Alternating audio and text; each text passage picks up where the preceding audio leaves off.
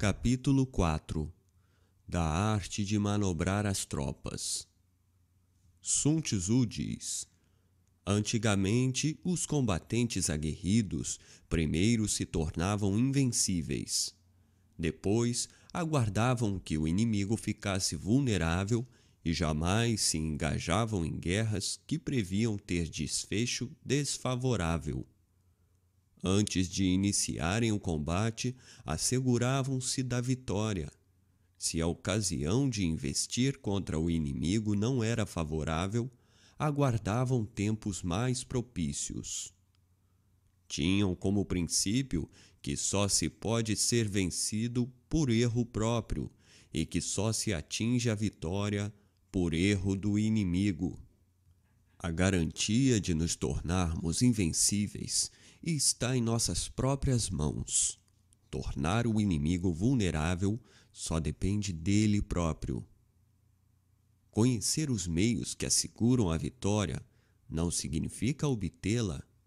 Assim, os hábeis generais sabiam primeiramente o que deviam temer ou esperar, e avançavam ou recuavam, lutavam ou se entrincheiravam, segundo o conhecimento que tinham, tanto a respeito das tropas quanto das do inimigo.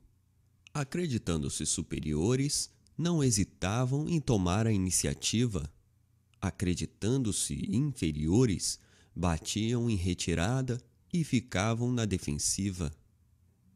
A invencibilidade está na defesa, a possibilidade de vitória no ataque. Quem se defende mostra que sua força é insuficiente. Quem ataca mostra que é abundante. A arte de manter-se na defensiva não iguala a de combater com sucesso. Os generais hábeis na defesa devem esconder-se no âmago da terra.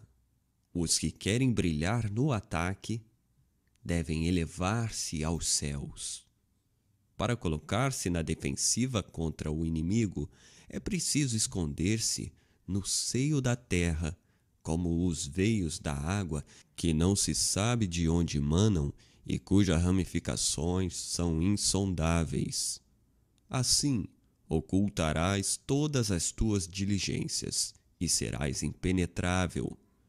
Aqueles que combatem devem elevar-se nas alturas, ou seja, devem combater de tal forma que o universo inteiro vibre com o estrépito de sua glória. Em ambos os casos, deve visar-se a própria integridade física. Deves procurar conhecer a arte de vencer dos que trilharam esse caminho com honra. Querer suplantar a todos e procurar requintar-se nas artes militares significa correr o risco de não igualar os grandes mestres. Significa expor-se a ficar infinitamente aquém, pois nesse caso o ótimo é inimigo do bom. Conseguir vitórias por meio de combates foi considerado em todos os tempos pelo universo inteiro como algo bom. Ouso dizer-te, todavia, que esse é mais um caso em que o excelente geralmente é pior que o ruim. Predizer uma vitória que o vulgo pode prever e ser considerado universalmente sábio não significa ter habilidade bélica, pois não requer muita força levantar a penugem dos coelhos no outono. Não são necessários olhos penetrantes para distinguir o sol da lua, nem se requer ouvido apurado para ouvir o ronco do trovão. Nada mais natural, nada mais fácil, nada mais simples do que isso.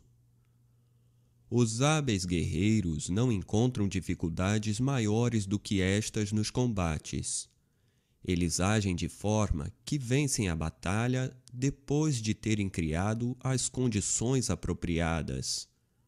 Eles preveem todas as eventualidades, conhecem a situação do inimigo, conhecem-lhes as forças, e não ignoram o que podem fazer e até onde podem ir. A vitória é uma decorrência natural desse saber. Assim, as vitórias obtidas por um mestre na arte da guerra não lhe garantiriam nem a reputação de sábio, nem o mérito de homem de valor. O homem comum não compreende que uma vitória seja obtida antes que a situação se cristalize. Eis porque o artífice de tal conquista não se reveste, para o vulgo, de nenhuma reputação de sagacidade. Antes que a lâmina de seu gládio se manche de sangue, o estado inimigo já está subjugado. Antes de desfechar o combate, os mestres antigos procuravam humilhar seus inimigos, mortificavam-nos, fatigavam-nos de mil maneiras. Seus próprios acampamentos eram lugares sempre ao abrigo de toda surpresa, sempre impenetráveis. Esses generais acreditavam que, para vencer, as tropas deviam aspirar ao combate com entusiasmo e estavam persuadidos que, mesmo quando essas tropas buscavam com veemência a vitória, geralmente eram vencidas. Por isso, com segurança ousavam prever a vitória ou a derrota antes mesmo de terem dado um passo para conquistar a primeira ou evitar a última. Assim eram os nossos ancestrais. Nada lhes era mais fácil do que vencer. Não acreditavam que os elogios derrisórios, como corajosos, heróis ou invencíveis, fossem um tributo que tivessem merecido. Atribuíam seu sucesso ao cuidado extremo que tinham em evitar o menor deslize. Não cometer erros significa que, faça o que fizer, o general hábil conquistará a vitória. Ele conquista um inimigo já derrotado. Nos planos, jamais um deslocamento inútil. Na estratégia, jamais um passo em vão. O comandante hábil assume uma posição tal que não pode sofrer nenhuma derrota.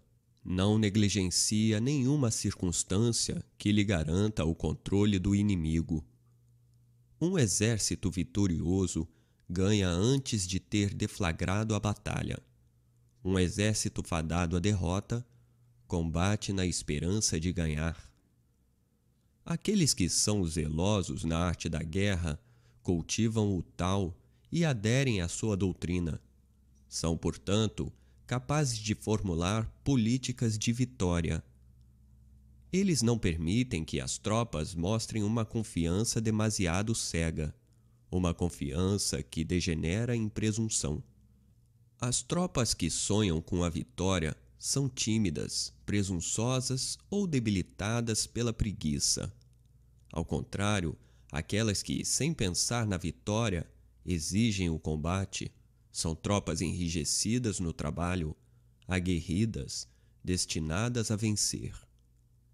Agora, eis os 5 elementos da arte da guerra. 1. A medida do espaço. 2. A avaliação das quantidades. 3. As regras de cálculo. 4. As comparações. 5. As chances de vitória. As medidas do espaço derivam do terreno. As quantidades derivam da medida.